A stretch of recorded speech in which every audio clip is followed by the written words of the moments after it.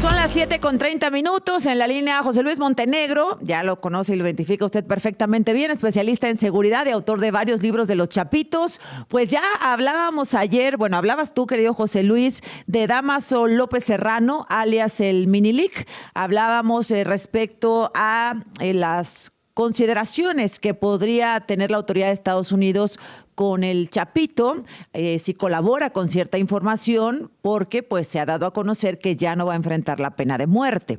Y tú decías, bueno, pues hay muchos casos en Estados Unidos de narcotraficantes o de estas dinastías de criminales que han ayudado a los Estados Unidos a obtener información, como el caso del Minilic.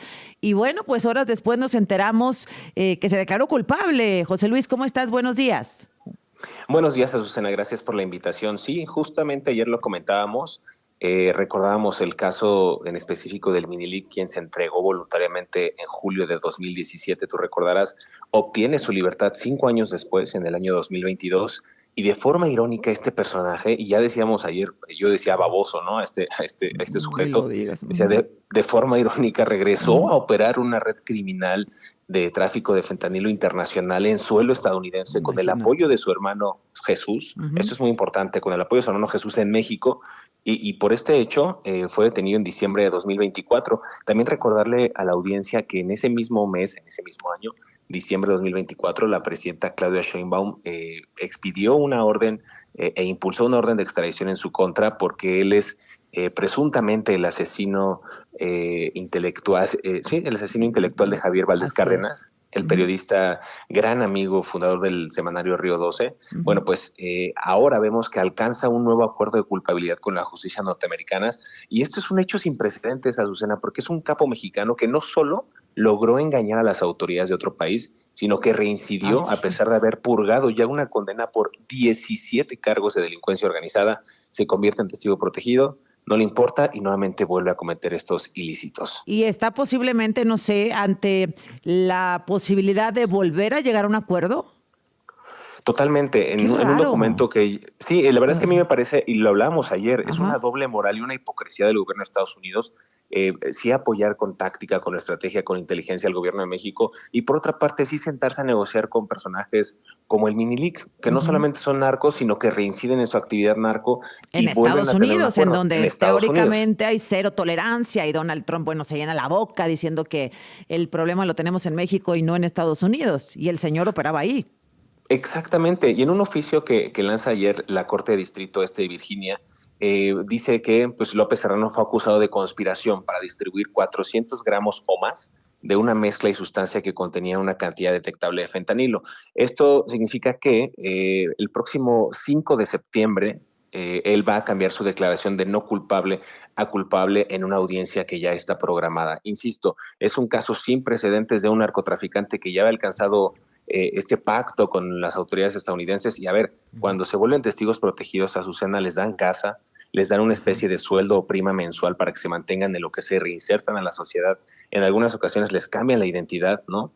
Y este personaje, a pesar de vivir cómodamente en Estados Unidos, de haber otorgado varias entrevistas, como la que le concedió a mis colegas Luis Chaparro y Anabel Hernández, vuelve a reincidir en este tema de la delincuencia organizada. Es increíble. Uno de los narco juniors, ¿no? Todavía podría entrar en esa categoría, decir, bueno, crecen en ese contexto de padres narcotraficantes que hicieron un negocio multimillonario rodeados de lujos, y bueno, con ese ADN o con esa cultura del narcotráfico como parte de su vida cotidiana.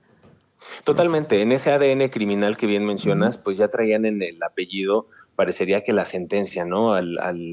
Pues digamos que López Serrano no tenía otra profesión y no aprendió alguna otra cosa que no vio en casa. Es decir, su padre, Dámaso López Núñez, sí fue jefe de seguridad del penal de Puente Grande cuando se escapa, ¿no? El Chapo Guzmán. Pero pues es que eso es lo que vivió él. Lo que le tocó a él es entender las claves del narcotráfico, seguir las actividades ilícitas de su padre y más bien potenciar la organización. En algún momento él también estuvo a cargo de un grupo criminal conocido como las Fuerzas Especiales de Dámaso. Entonces creo que es importante mencionar esto y decir también a la audiencia que Dámaso no es un hombre improvisado en la mafia. Él siempre tuvo la intención de aún cuando ya no tenía cargos en su contra y era testigo protegido, posicionar también un canal de YouTube, recordemos Okran Leaks, como una plataforma de propaganda criminal. O sea, si bien los Chapitos ocupaban a otros influencers como Marquitos Toys e incluso al cantante Peso Pluma para difundir sus mensajes, pues también el Minilic optó por crear este medio, este canal de YouTube y difundir, pues dentro de estas entrañas, digamos, valga la redundancia, todo lo que pasaba al interior de los cárteles de la droga, Azucena. Ahora, bueno, pues la recaptura de este sujeto, allá los delitos por los que se le persigue ahora es específicamente cuáles son, José Luis, en Estados Unidos. Ahorita se le está diciendo, de acuerdo con este expediente que lanzaron el día de ayer, que es conspiración para distribuir 400 gramos o más de una mezcla que se parecería o detectable al fentanilo. Ese es, digamos, el cargo que tiene y se va a presentar en una audiencia el próximo 5 de septiembre. Y acá en México lo recapturan y recordará, en diciembre pues se vuelve a abrir esta polémica o esta posibilidad o petición de que este señor Damaso López Serrano pudiera ser traído a México, extraditado a México justamente para ser juzgado por el asesinato del periodista Javier Valdés, a quien asesinaron en mayo del 2017. Es correcto, sí. La verdad es que es un caso que queda pendiente, es un asesinato de periodista pues que causa escozor, ¿no? En el gremio, pero también en la ciudadanía, porque recordemos cómo fue ultimado a tiros saliendo del semanario en Culiacán. Me parece un asesinato artero, me parece pues tratar de intentar acallar las voces críticas que hemos hablado de estos temas durante años. Creo que el gobierno de México tiene una deuda pendiente y si es él, Damaso López Serrano, el culpable, aunque él ha dicho que fueron los Chapitos los que ejecutaron el asesinato, bueno, se andan echando la bolita entre ellos. Bueno, pues el gobierno de México tiene esa deuda pendiente con la familia de mi queridísimo amigo Javier Valdés. Así es, y la última columna, de las últimas columnas que él publicó, pues eran de Damaso López y de los Chapitos. El 8 de mayo publica Damaso López y la fiesta de los Chapitos y lo matan unos días después. Correcto, sí, lo ultiman y es una tragedia que hasta el día de hoy pues hemos podido constatar que la censura periodística siempre viene a manos o de la clase política gobernante o del crimen organizado. Bueno, pues te agradezco mucho, José Luis Montenegro. Entonces vamos a saber la suerte, la nueva oportunidad, digamos, del Minilic en septiembre.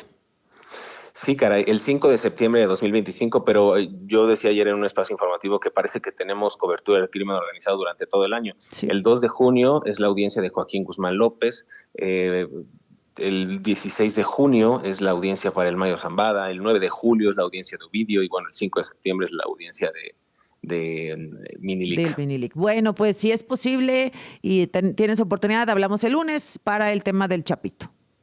Claro que sí, Azucena, un gusto. Como siempre te agradezco mucho tu información, José Luis Montenegro, especialista en seguridad. ¿Qué dice la columna que publicó Javier Valdés días antes de ser asesinado en el 2017? Un golpe de mano de la PGR definió lo que puede verse ya como el final de la guerra que sostenía el grupo comandado por Damaso López Núñez y los hijos de Joaquín Guzmán, el Chapo, por el control de la organización que forjó durante 3 décadas. Si fue un trabajo de inteligencia, un soplón o una entrega pactada, ya no es tan importante para lo que sigue. Lo más probable es que Damaso pase los próximos 20 años en una cárcel de los Estados Unidos o en una casa si logra una buena negociación con la justicia gringa, cosa parecida a los beneficios que gozan algunos de los temibles narcos mexicanos, entre ellos varios sinaloenses, cuyos procesos y sentencias son encriptados en las Cortes Federales. Muchos estarán preguntando si el hijo de Damaso seguirá en la línea de pelear a Iván Archibaldo y Alfredo Guzmán Salazar el control de la organización del Chapo. Pero esto sería un suicidio porque ni tiene el temple, ni el liderazgo, ni las armas ni el dinero que se ocuparía para sostener la guerra. Tampoco es previsible una negociación porque las relaciones entre ellos, si alguna vez fueron buenas, están hechas polvo y ni a uno ni al otro bando lo caracteriza precisamente la mano izquierda y la madurez para sentarse a negociar un acuerdo, porque ni uno ni los otros aprendieron esas artes en la escuela de los viejos capos. La guerra entonces parece inclinarse en favor de los hijos del Chapo y de su hermano Aureliano el Guano, que después de la masacre de soldados el 30 de septiembre había bajado al valle para comandar la organización. Del licenciado se decía que estaba fuerte, que tenía mucho dinero, que tenía armas y hombres y que no sería fácil vencerlo. Tenía experiencia y escuela, pero algo le falló y ahora los escenarios son distintos. El propio gobierno ha dicho que Dámaso pretendía una alianza con el Cártel de Jalisco, Nueva Generación, y tiene sentido, pero también eso se desmonta por lo pronto. Estoy leyendo la última columna de Javier Valdés antes de ser asesinado, presuntamente por el Minilic, este personaje de quien hablábamos con José Luis Montenegro. Desde que la guerra empezó, el Minilic fue sacado del fuego y protegido por su padre, así que no tiene los hilos de la organización. Lo que puede esperarse entonces son reacciones aisladas, pero sin un futuro previsible. Y por el contrario, lo más probable es que sigan cayendo cuadros medios de los Dámaso en manos de las fuerzas federales. Y habla pues del Minilic, se había referido a él en varias de las columnas. Esta fue la última. Este fue el texto publicado días después, como se puede inferir, de la detención de Dámaso López Núñez, e incluía esta descripción crítica que ya leía de Dámaso López Serrano, el Minilic. Ese es el personaje que está ahora pues teniendo una segunda oportunidad en Estados Unidos. Lo habían liberado, el señor vuelve a infringir la ley, lo detienen en diciembre y ahora tiene una nueva oportunidad en Estados Unidos para volver a colaborar con las autoridades de ese país. Esperaríamos que la presidenta diera alguna información, la Fiscalía General de la República, sobre la insistencia, la solicitud de extradición a México de este narcotraficante señalado como el autor del asesinato de Javier Valdés. Vamos al corte y enseguida no ha empezado la conferencia, ¿verdad? No ha iniciado la conferencia. Bueno, 7:41, vamos al corte y volvemos.